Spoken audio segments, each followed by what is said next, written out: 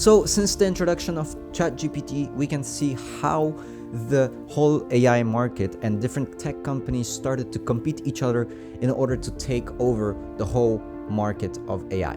And we can see some more AI tools like Claude, Gemini, Perplexity that are all competing against ChatGPT. However, let's look at on what exactly is coming for us, the users, in the next couple of months. So we can see already one of the biggest competitors to ChatGPT is actually Google, with their model called Gemini. And OpenAI, together with Gemini and Google, started to go into this huge AI race, developing features that some were better than others.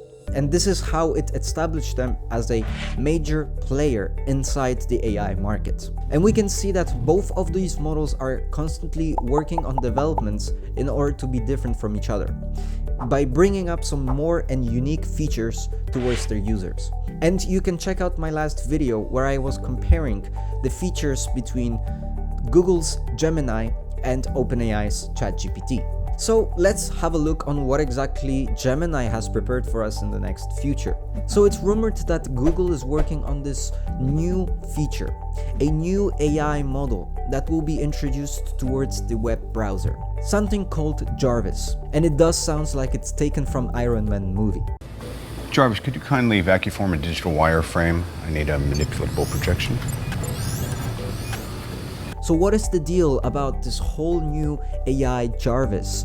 As per to my research, it is mentioned that it's going to be a action-based AI that will be connected directly to your web browser, meaning that you can actually start doing certain actionable tasks just by talking to Jarvis. Instead of constantly opening up new tabs and spending time on research into finding certain products or flights or etc., you can just do it all through Jarvis. Because Jarvis is actually able to book flights for you, purchase certain items from the different store, or even fill out a specific form for you. So it pretty much interprets the user's interaction on the web browser and is able to conduct certain tasks. This is a very interesting way because this is actually using AI in order to do a specific task for you, where it will eliminate all this time spent on actually doing specific tasks. And how can we compare this with current Gemini models? Well, we know that Gemini, it is like a text-based AI, where pretty much you have to input information, write a prompt, or input a certain information. This is where Gemini is going to able to find certain information through the web browser and then provide you those information through the text base. However, it is limited on doing specific actions for you. Jarvis, on the other hand, it is way more unique. It is way more advanced than Gemini. Because comparing the capabilities of, for instance, booking a flight, you can ask Gemini right now on what are the options for the flights to book. And this is where Gemini will be able to provide you the options, but it wouldn't follow up with the action of actually booking the flight. This is where Jarvis comes in, and this is where it will provide you the similar information as well as make a decision on what is the best purchase you should make when it comes to booking the flight to Paris, for instance. And once you agree together with Jarvis on this specific flight and the pricing, then Jarvis can actually start booking the flight for you by filling out all the information and details that you have provided to Jarvis, and then Jarvis will complete all the process for you. Now, another feature when it comes to Jarvis is that Jarvis can be integrated already within the Chrome browser, meaning that you don't have to take a step in order to go to the page where Gemini is.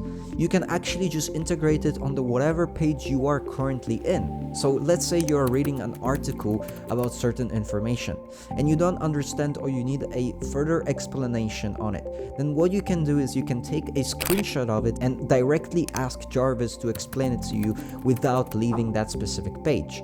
And it's something similar to what Apple Intelligence is about. So the question is when exactly we can expect to see some of the models.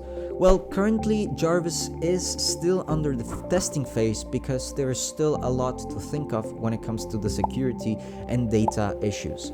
However, we can expect that this model will be released sometime soon, and there has been rumors that said it might be released by December 2024. And this is great when it comes to the AI world, because we can see already that the AI world is taking a much bigger step towards using actionable AI tools. So now that we know what is Google preparing for us together with Jarvis, well, let's take a look at what is happening on the other side of the spectrum, especially on the OpenAI side. So we can see that OpenAI over the past year haven't really introduced us to a new version of GPT. Since the GPT-4, a lot of people are asking OpenAI what is exactly happening and expecting to see some new version of GPT, such as GPT-5. And there has been a lot of rumors when it comes to OpenAI developing a new super sophisticated model, something called Orion.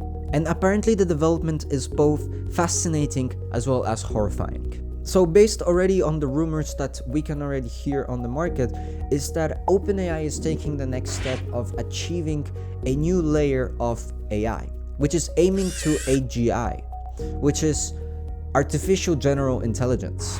But what does that really mean for users? So we already know how powerful is GPT-4, and comparing it together with Orion, this is where we can see this significant boost when it comes to the power of the AI itself. Orion would be like 100 times more powerful than the current GPT-4. Now, one of the biggest comparisons from Orion to GPT-4 is that it's going to have an improved accuracy. It's the ability to provide more accurate information for its users, way more accurate towards what GPT-4 would provide. It will be able to provide you certain answers even on some PhD levels. Another potential aspect to Orion, it is the context window. And we can see already that there's certain OpenAI's competitors that actually have larger windows than current ChatGPT.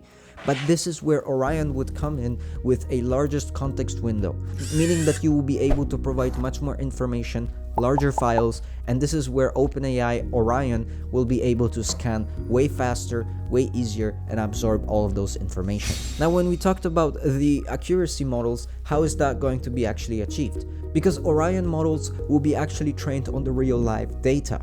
And this is where Orion will be able to reason on the specific cases that the humans are facing, in which it will enhance the ability to conduct certain complex tasks and providing the most accurate information as possible. Now also Orion would be expecting to improve its multimodal capabilities. This is where actually the users can provide more and more different data through different ways and different files, such as videos, audios, images, and etc.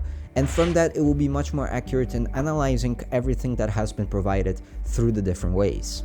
And in my opinion, this could be an advantage towards the commercialization of the application, because through APIs, you can integrate the Orion models and multimodal features into your specific programs or even websites and applications. Additionally, it is also mentioned that OpenAI will come up with a different specialized version of Orion. And it's all designed for specific different settings, such as compact models specialized only to use in the business cases. So exactly when people can expect to see such a version of Orion? Well, there has been rumors that Orion might be released also by December 2024. However, there has been also other sources that mentioned that Orion can be launched in January 2025. Given the complexity of building such a sophisticated models like Orion, we know that OpenAI have to go through a lot of testing. And there are some sources mentioned that Orion will be introduced through their partners at first. So we might see the first versions of Orion through Microsoft Azure. Now, I believe that is awesome that we are developing such technologies and AI so fast. However, given the complexity and even the advancement in functionality out of these models, we do have to think about what can be the risk to us as people. And we of course cannot ignore the concerns when it comes to the safety. Now, if we have a look closely at Jarvis, we can see actually that Jarvis is going to be a much more sophisticated AI that is able to constantly look at the screen of Google Chrome browser, meaning that it will be able to track all the information and see what are you constantly looking or searching for, which that can be a significant part of privacy violations towards certain humans. Now, another thing when it comes to Jarvis is also the decision making. How does Jarvis will make certain decisions? Is it only through the person's approval, or is it going to just start making certain decisions without you being aware? And as well, providing certain information towards Jarvis, like credit cards information and etc.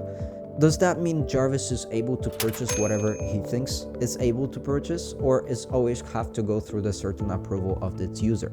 So on the other hand, if we go into focus on to Orion, we can see that OpenAI is currently developing a far more intelligent AI that we currently have in use. And the biggest question is when it comes to data privacy and concerns, because Orion is a far more intelligent AI that is able to take every single information from its users. And the question is, what kind of information Orion is able to take from the people, and as well how it's going to use it. And I believe OpenAI should be very open towards the public on how and what is going to be collected and used. However, on the other hand, we know that OpenAI, together with Google, are really working on developing this product as safe as possible and doing a lot of tests before it will be released to the public. And it's super exciting to see that finally there is some new models that are happening within the AI market and that will be released soon. And this will take us to a different dimension of the use of AI. And I believe that can be extremely great because that will introduce of a different usage of AI in this world. Thank you so much for watching this video, and I hope you learned something about the new futuristic AI models that will come in the next couple of months. Thank you so much again, and I'll see you next time.